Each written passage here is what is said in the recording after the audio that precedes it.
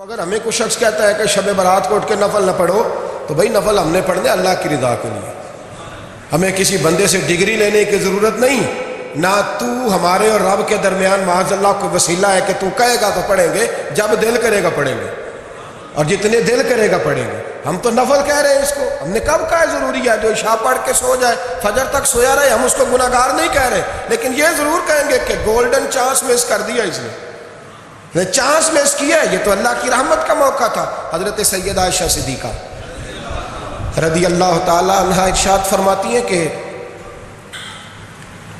شعبان کی 15ویں رات تھی، یعنی شب برات کی رات، فرماتی ہیں شعبان کی 15ویں رات تھی، میں نے اچانک نظر ڈالی تو حضور میرے بستر میں تھے، پھر میری نظر پڑی تو حضور نہیں تھے، میرے دل میں گمان آیا، خیال آیا کہ شاید کسی اور زوجہ کی طرف حضور کا میلانے تباہ ہو گیا ہو، وہاں تشریف لے گئے ہوں۔ فرماتی میں اٹھی باہر گئی تو نبی کریم علیہ السلام جنت البقیع میں تھے، قریب ایک جگہ پہ حضور دعائیں مانگ رہے تھے۔ فرماتے میں گیا تو حضور فرمانے لگے ابو بکر کی بیٹی تو نے کیا گمان کیا کہ اللہ کا رسول تیری حق تلفی کرے گا؟ عرض کی حضور آپ مالک ہیں، کہیں اور جانا چاہیں تو میری طرف سے پابندی نہیں۔ کہتی ہے وہاں کھڑے کھڑے میرے رسول کریم نے بیان فرمایا، یہ ترمذی کے لفظ ہیں، حضور نے فرمایا عائشہ یہ شعبان کی 15ویں رات ہے، مدینے میں سب سے زیادہ بکریاں بنو کلب کا قبیلہ پالتا تھا، فرمایا آج کی رات بنو کلب کے قبیلے کی بکریوں کی تعداد کے مطابق اللہ میری امت کے لوگوں کی بخشی فرما دے گا۔ یہ وہ رات ہے۔ جناب عائشہ صدیقہ رضی اللہ تعالیٰ عنہ نے بات رات کو سنی تنہائی میں، نبی پاک سے رات کو تنہائی میں حضور سے سنی، سویرے جناب عائشہ نے کل امت کو بتائی۔ اگر یہ بات اہمیت والی نہ ہوتی تو بی بی صاحبہ آگے روایت کرتی، یہ کتابوں میں آتی، یہ لوگوں کو بتاتی۔ حضرت عائشہ نے روایت کیا اور مولا علی شیر خدا نے تو کھل کے کہا، ابن ماجہ میں حضرت علی سے پیار کرنے والوں کے لیے الگ عنوان، مولا علی نے کھل کے فرمایا شعبان کی 15ویں رات کو رات عبادت کرنا اور سویرے روزہ رکھنا۔ حضرت علی کے لفظ بائی نہیں سیاستہ میں، رات کو روز عبادت کرنا، دن کو روزہ رکھنا۔ ویسے تو رب کریم ہر روز تہجد کے وقت پہلے آسمان پر نزول اجلال فرماتا ہے اور لوگوں کو فرماتا ہے کوئی بخشش مانگنے والا، اور فرمایا ہر روز تہجد کے وقت یہ اعلان ہوتا ہے، پر شب برات کو نا شروع رات سے یہ اعلان شروع ہو جاتا ہے۔ ادھر دیکھو میری طرف، مغرب سے اعلان شروع ہو جائے گا۔ اللہ کرے آپ کو سمجھ آئے، اللہ کرے آپ کو، اور بھائی یہاں بار لوٹ سیل لگ جائے، یہاں ابھی سیل لگ جائے، 5000 والا جوڑا 1500 میں تو رش ختم ہوگا۔ اور بھائی اگر یہ لگ جائے، چلو یہ تو دور کی بات ہے نا، ہم تو لنگر والے لوگ ہیں، اگر لنگر کا اعلان ہو جائے یہ بڑا تگڑا ہے، بڑا تگڑا۔ ہمارے ہاں تو شادی کی روٹی کھلتی ہے تو لوگ آخری روٹی سمجھ کے کھاتے ہیں، تو شاید اللہ ماشاءاللہ یہ آخری ہے، اس کے بعد نہ ملے گی۔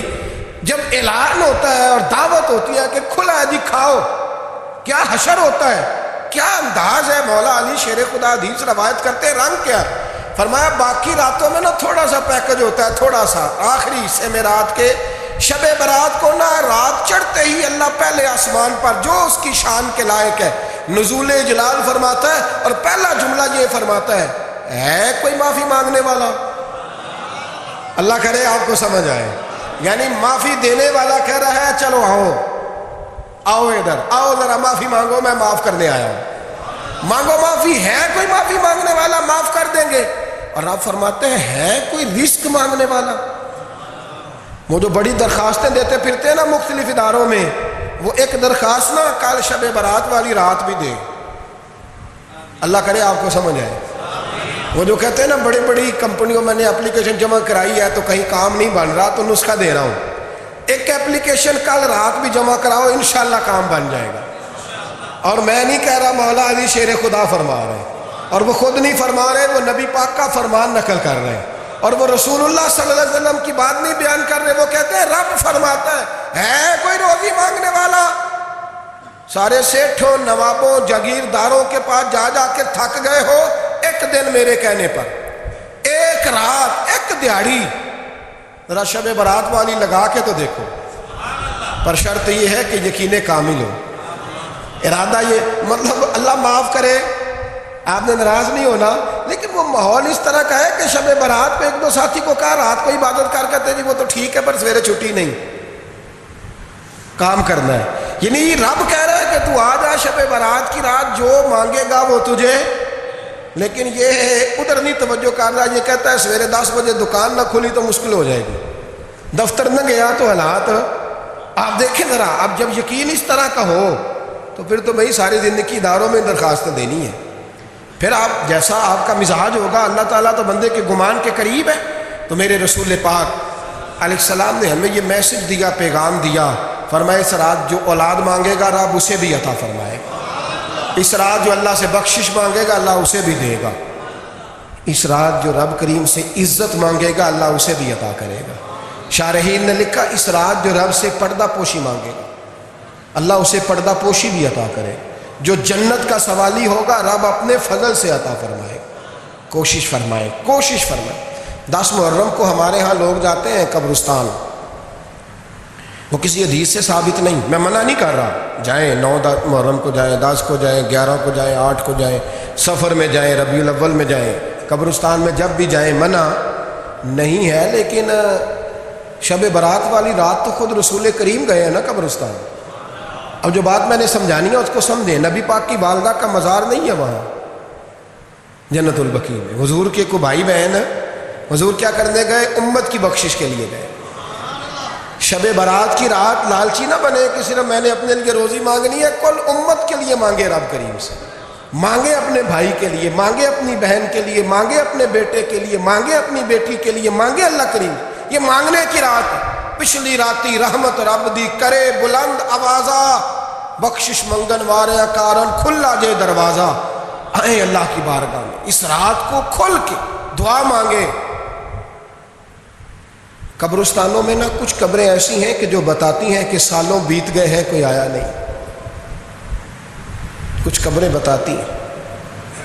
اور کچھ بڑے قبرستان بڑے شہروں میں ایسے بھی ہیں کہ جن کا گورکن کہتا ہے کہ مجھے کمیٹی نے کہہ دیا ہے جہاں 4-5 سال کوئی نہ آئے وہاں نئی قبر بنا دیا کرو، وہاں نئی قبر بن جاتی ہے معاذ اللہ. او بھائی کچھ ہیں ایسے، کچھ ہیں. یہ جائے نا اکبر بادشاہ یہاں لیٹا ہے لاہور میں، تو شعر لکھا ہوا ہے بر مزارے ماں غریباں نے گلے پروانہ سوزز لے صدائے بلبلے. فارسی کا مقولہ لکھا ہے اس کی قبر پہ، کہتا ہے میں وہ غریب ہوں، اعلیٰ بادشاہ ہے مقبرے میں لیٹا ہے، کہتا ہے میں وہ غریب ہوں کہ نہ یہاں کوئی پروانہ آتا ہے نہ بلبل آ کے گیت گاتی ہے. کوئی آتا ہی نہیں، کوئی فاتحہ نہیں پڑھتا، کوئی فاتحہ نہیں پڑھتا.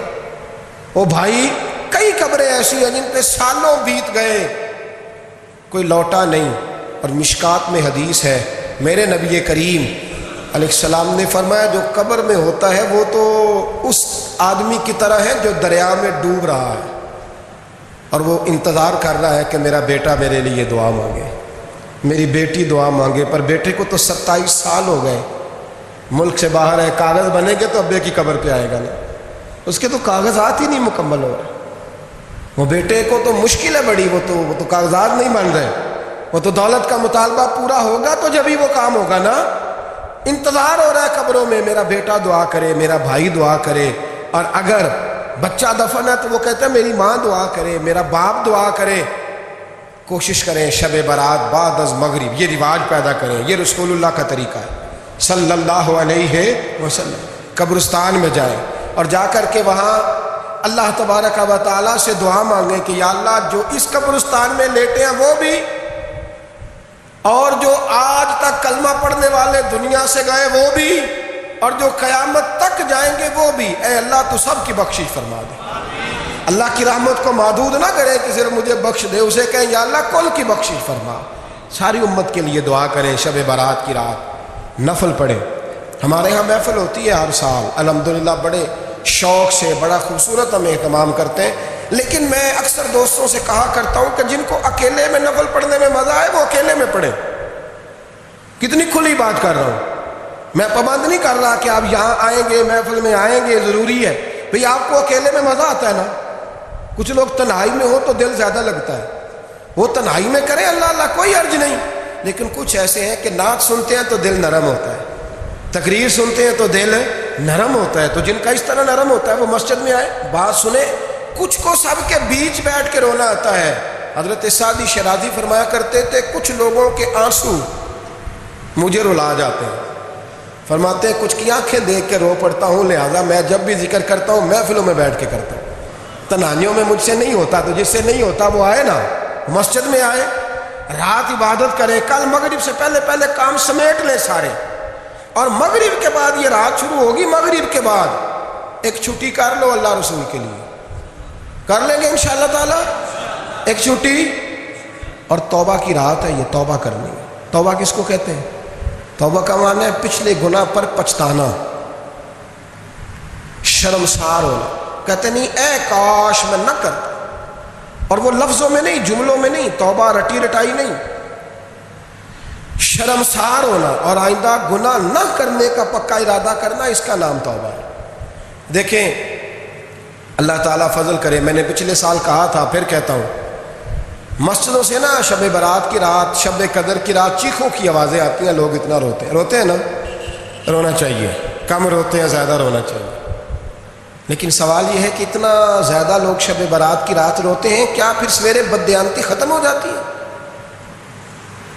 جو رات مسجد میں کھل کے رو کے آیا ہے اس کا پروگرام ہے نا کہ اب ملاوٹ کبھی نہیں کرے گا، اب گاہکوں سے جھوٹ کبھی نہیں بولے گا، اب وہ بددیانتی کا معاملہ کبھی نہیں کرے گا، لیکن رات روتا بھی رہے اور سویرے پروگرام یہ ہو کہ میں نے پھر لوگوں کو فریب دینا ہے، داؤ لگانا ہے، تو اس نے توبہ کیا رات کے، یہاں بس یہ ایکٹنگ کر کے لوٹ آیا، یعنی بڑی سجا بنا کر کے سوار کر کے رات توبہ کی۔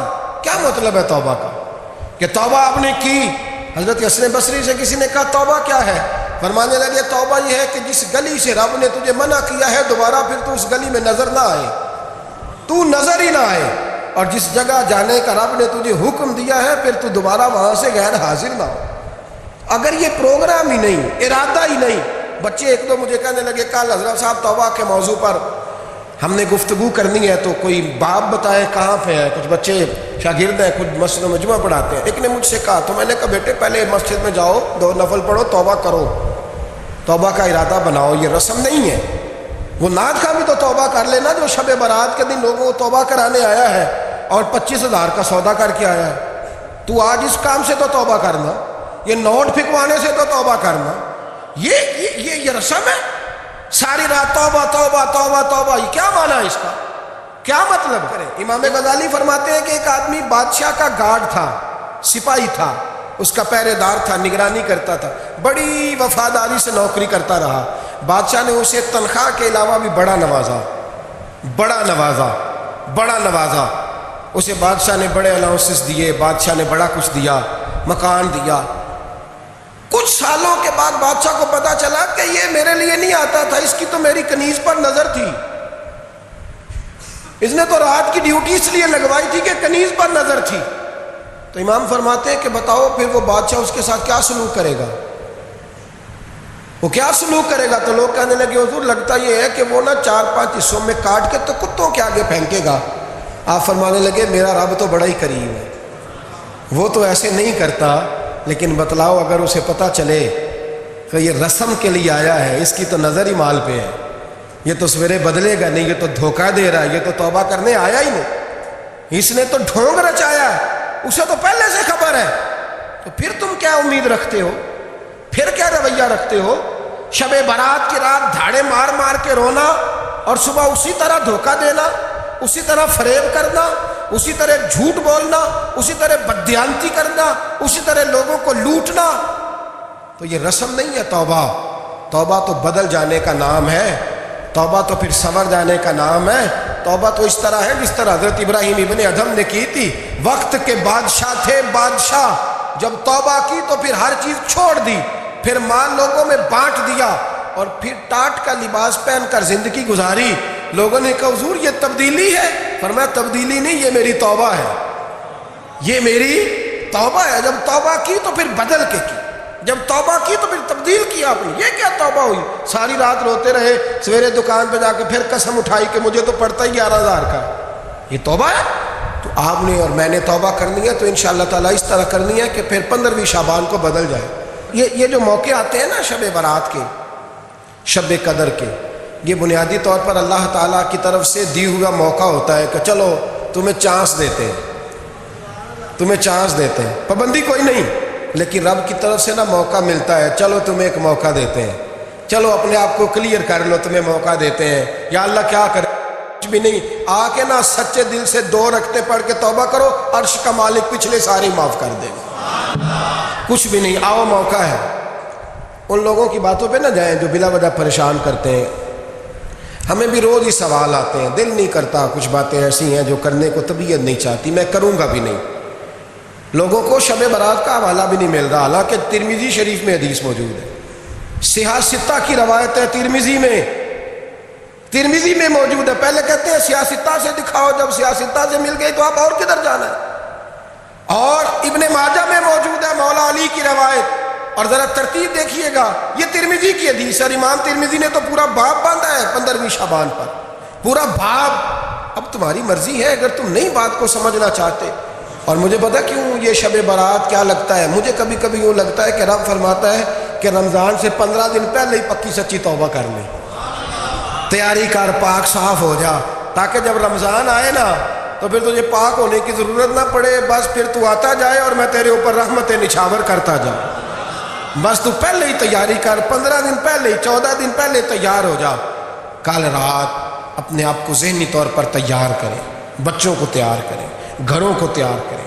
اب جب مہمان آتے ہیں نا بڑا کچھ کرتے ہیں، شب برات آئے تو مصلی ایک دفعہ دھویا کریں، ایک دفعہ مصلی دھویا کریں۔ فرش دھوتے ہیں نا مہمانوں نے آنا ہے تو ایک کمرے کا فرش دھو کے صاف کریں کہ خواتین نے یہاں ساری رات نماز پڑھ دی، یہ ارادے بنائیں۔ جس طرح آپ کہتے ہیں نا رات کو سفر کرنا ہے تو دوپہر میں تھوڑا آرام نہ کر لوں، تو کل دوپہر میں آرام کر لیں، تاکہ رات کو رب رب کرنا آسان ہو جائے، اللہ کی بارگاہ میں بیٹھنا آسان ہو جائے۔ مکمل طور پر ذہنی طور پر اپنے آپ کو تیار کریں۔ یہاں بھی محفل ہوگی انشاءاللہ، عشاء کے متصل بعد شروع ہو جائے گی، 12 بجے تک محفل چلے گی، پھر 12 بجے کے بعد نماز تسبیح پڑھی جائے گی، پھر 1 بجے پھر دوبارہ آپ کو اجازت دی جائے گی، کوئی انفرادی طور پر گھنٹہ سوا اپنی الگ سے کوئی عبادت کرنا چاہے تو وہ تب بھی ممکن ہو، جیسے آپ کو موقع بنے۔ میں کہہ چکا ہوں، لیکن وقت ضائع نہ کرنا، گولڈن چانس ہے، اس کو مس نہ کرنا۔